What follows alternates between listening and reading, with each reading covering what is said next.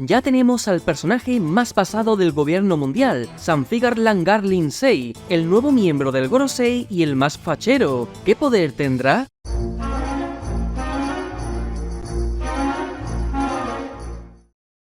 Hola a todos nakamas, bienvenidos a un nuevo vídeo de One Piece. El capítulo 1125 ha sido una locura y nos ha dejado un montón de datos con los que podemos teorizar sobre temas muy importantes como el poder de Imu y Garling. Pero vamos paso a paso. Tenemos a Saturn comentando todo lo que han conseguido recuperar, York, Pan Records y la planta de energía junto a la Mother Flame. Sin embargo, más adelante vemos como eso no es del todo cierto, ya que los satélites de Vegapunk que supuestamente estaban muertos han conseguido sobrevivir en uno solo, que combina piezas de todos ellos. Estos tenían un as bajo la manga para proteger a Pan Records de York y el gobierno. Han activado de forma descontrolada el generador de nubes para llevar el huevo al cielo, así que el gobierno no ha conseguido recuperar finalmente Pan Records. Solo tienen a York y la Mother Flame, que no es poca cosa, porque significa que Imu sí puede seguir utilizando ese arma ancestral. Era evidente que Pan Records, o mejor dicho, el cerebro de Vegapunk, no podía acabar en manos del gobierno. Llevo años diciéndolo. Desde que empezó el arco dije que ese huevo iba a despegar al espacio, como si fuese un satélite de verdad. Al final no ha sido al espacio, solo al cielo, pero en la práctica es lo mismo. Un lugar a salvo para el cerebro de Vegapunk al que se puedan conectar como si fuese internet en un futuro. Y ahora pasamos a lo verdaderamente interesante. En Mary Joyce, todos los Tenryubitos están sufriendo las consecuencias del plan del ejército revolucionario, es decir, el corte de las vías de suministro y abastecimiento. Mientras tanto, vemos a Figar Langarling entrar muy vacilón en la sala donde se encuentran los otros 4 miembros del Gorosei. Dice que tiene órdenes de arriba de estar ahí. A partir de ahora, él es el nuevo dios guerrero de la ciencia, y York queda bajo su cargo. Los demás se quedan flipando mientras Oda nos presenta al nuevo Gorosei sustituto de Saturn, el más fachero. A su vez, en otro lugar del mundo, vemos como Saturn empieza a agonizar y a calcinarse. La voz de Imu le pregunta que por qué cojones ha permitido que Joy Boy escapara. Saturn le pide piedad, pero no sirve de nada, acaba muerto, o mejor dicho, vemos cómo se ha consumido y solo quedan sus huesos. Obviamente esto es parte del poder de Imu, pero ahora creo que ya sé exactamente en qué consiste. Si os fijáis, tenemos un flashback de hace 200 años en el que Saturn estaba vivo, y su apariencia era la misma que ahora, un anciano. Por lo tanto, está claro que algo raro pasa con el Gorosei. Sin embargo, dudo mucho que todos estén vivos desde el siglo vacío, ya que si recordáis, en el arco de Wano hablaban del tema de la Gomu Gomu como un rumor, como una leyenda. Lo que aquí ocurre es que Imu siempre tiene a 5 secuaces formando el Gorosei, y si alguno le falla, pues lo mata y elige a uno nuevo que se lo merezca, como ha pasado ahora con Garling. Es decir, que es posible que los otros ancianos también hayan sido el reemplazo de otro anterior. Cuando Imu selecciona a un nuevo integrante del Gorosei, introduce dentro de su cuerpo parte de él o de su poder. Por esa razón, Imu ha podido hablarle y destruir a Saturn desde la distancia, porque una parte de Imu estaba dentro suya. Sería algo parecido a lo que ocurre en Kimetsu no Yaiba, donde el villano final es un demonio poderoso que introduce su sangre en sus secuaces para darles más poder, y gracias a eso, en cualquier momento puede saber qué están haciendo e incluso matarlos desde dentro. Esto también explica el por qué nos presentaron a los miembros del Gorosei no como usuarios de frutas, sino como las propias criaturas de las que pensábamos que tenían la Zoan. Es decir, Imu les ha introducido una parte suya dentro para otorgarles esos poderes demoníacos. No son frutas Zoan. Y esa es la razón por la que estos ancianos no mueren por edad, porque como tienen parte de Imu o de su poder, también son entre comillas inmortales. Está claro que Imu tiene la operación de la juventud eterna, y mientras una parte suya se encuentre en un miembro del Gorosei, este también será inmortal, en el sentido de que a partir de ahí ya nunca envejecerá.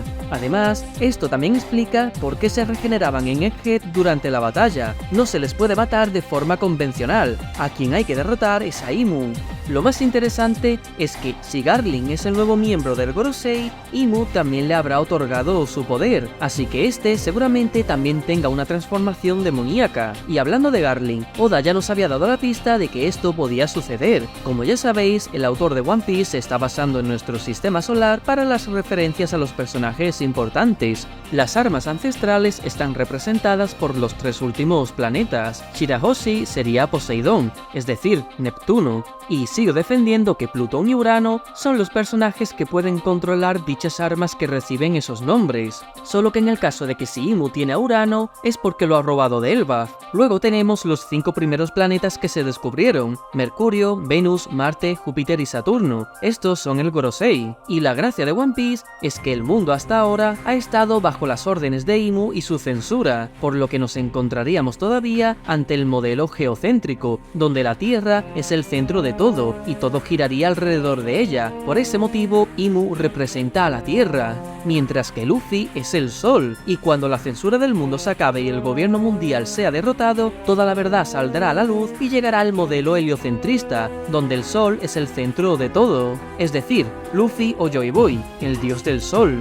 Pero eso aún no ha pasado, así que en el modelo geocentrista, el otro cuerpo celeste que gira alrededor de la Tierra exactamente igual que los planetas es la Luna, es uno más, y Garling es quien ocupa ese lugar, el entre comillas planeta más cercano a la Tierra, o sea, a Imu, va a ser el más poderoso, y en cierto sentido su mano derecha. ¿Por qué Garling representa a la luna? Bueno, creo que es algo obvio viendo su pelo con forma de luna. Oda no le dio la referencia a la luna en su nombre como a los otros Gorosei para que no fuera tan descarado, o eso creo. No sé si la palabra Garling guarda relación con la luna. Ahora tiene sentido que el Gorosei hiciera tantas cagadas, y más concretamente Saturn. Muchos fans nos preguntábamos por qué Oda estaba haciendo que los personajes que se supone que son la máxima autoridad del mundo fuesen tan estúpidos. Todo parecía un guionazo y un poco forzado. Sin embargo, la razón era esta. Quería mostrarnos cómo Imu mandaba la mierda a Saturn por cagarla y metía en su lugar a otro personaje más fachero, uno serio de verdad, uno que haga contraste con los otros estúpidos, y dijésemos, ahora sí, este sí merece estar en esa posición,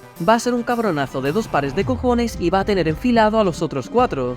Obviamente, Garling va a ser el personaje más poderoso del gobierno mundial sin contar a Imu, el supuesto padre de Figarland Shanks. Que por cierto, según me comenta Sangoro, Figar es pelirrojo en Irlanda, así que ese apellido significaría tierra de pelirrojos. Aún no tengo del todo claro si en la guerra final Garling se enfrentará a Dragon o a Shanks. Tengo mis motivos para cada uno de ellos. A Dragon por el hecho de que supuestamente es un personaje muy poderoso y es el líder del ejército revolucionario, por lo que debería enfrentarse a su contrario, al líder del gobierno mundial, que ahora mismo, en cierto sentido, sería Garling por todo lo que os he contado antes. Sin embargo, lo más épico sería que los dos Figarland se enfrentaran, padre contra hijo, Garling contra Shanks. Además, tengo una teoría muy loca de cómo podría suceder, y aquí entra en juego Kurohige. Como he dicho antes, los personajes más importantes de One Piece representan un elemento del espacio, concretamente del sistema solar. Sin embargo, Kurohige es la mayor amenaza, es el personaje que va a sembrar el caos, y obviamente, debido a su fruta, hace referencia al agujero negro. Es la amenaza que puede acabar con todo el sistema solar, o dicho de otra forma, con el mundo de One Piece. Como ya sabéis, yo pienso que Kurohige es el villano final, y ahora más que nunca. Tiene la información para conseguir Poseidón y Plutón, y en el caso de que Imu tenga en su poder a Urano, cuando Kurohige lo derrote, ese arma también será suya. Así que el villano final será quien tendrá las 3 armas ancestrales capaces de destruir el mundo. Y por supuesto, el protagonista será quien tenga que derrotarlo para impedirlo.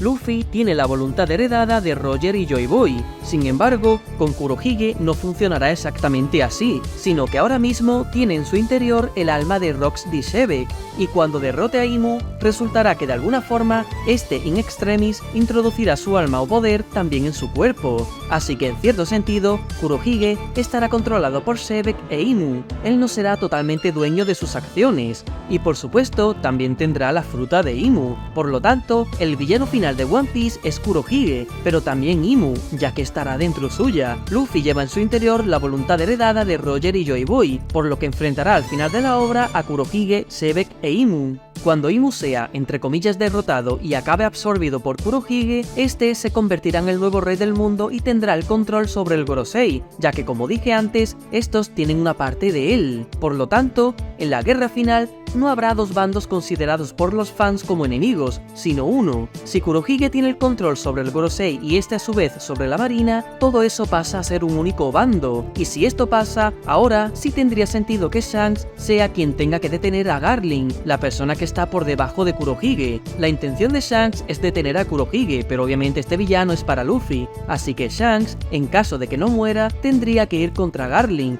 ya que en principio serían los dos personajes vivos más poderosos en ese momento, sin contar a Luffy y Kurohige. Recordad que a partir de ahora, cuando me refiero a Kurohige, también me estoy refiriendo a Imu. Son dos almas en un mismo cuerpo, bueno, tres, contando a Shebeck. Por lo tanto, si Oda quiere hacerlo todo más épico, me veo venir lo siguiente: Shanks sería el encargado de detener a Garling mientras Luffy vence a Kurohige. En cierto punto de la batalla, Garling se vendría arriba y gracias al poder de Kurohige e Imu, el resto de miembros de Gorosei transferirían su poder a solamente Garling, así que los demás desaparecerían y Garling tendría su power-up definitivo. Todo esto es una fumada, pero podría ocurrir, y de esta forma no tendríamos que emparejar al resto del Gorosei con personajes que supuestamente tendrían que tener el mismo nivel que el Gorosei Garling. El último detalle que me queda por comentar sobre todo esto es algo que seguramente muchos os estaréis preguntando: ¿qué pasa ahora con Katarina? Esta tía tocó a Saturn y por lo tanto ahora puede convertirse en él. Sin embargo, ahora que Saturn ha muerto,